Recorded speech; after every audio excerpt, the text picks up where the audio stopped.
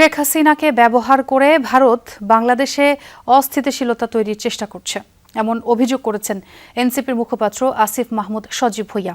তিনি বলেন, দেশের সার্বভৌমত্ব ও রাজনৈতিক স্থিতিশীলতার বিরুদ্ধে যে কোনো ষড়যন্ত্র মোকাবেলায় সব রাজনৈতিক দলকে ঐক্যবদ্ধ থাকতে হবে। বৃহস্পতিবার বাংলা মোটরে এনসিপির কেন্দ্রীয় কার্যালয়ে জরুরি সংবাদ সম্মেলনে এসব কথা বলেন আসিফ মাহমুদ। বলেন, শেখ হাসিনার সাম্প্রতিক সংবাদ সম্মেলন বাংলাদেশের সার্বভৌমত্বের জন্য হুমকি স্বরূপ। ঢাকায় নিযুক্ত ভারতীয় হাই কমিশনারকে তলব করে সরকারের আনুষ্ঠানিক প্রতিবাদ জানানো উচিত। তিনি দাবি করেন, দেশের বাইরে একটি অপশক্তি বাংলাদেশকে অস্থিতিশীল করা ষড়যন্ত্রে লিপ্ত রয়েছে। এ সময় ক্রিকেটার ও সাবেক এমপি সাকিব আল হাসানের সমালোচনাও করেন এনসিপির মুখপাত্র।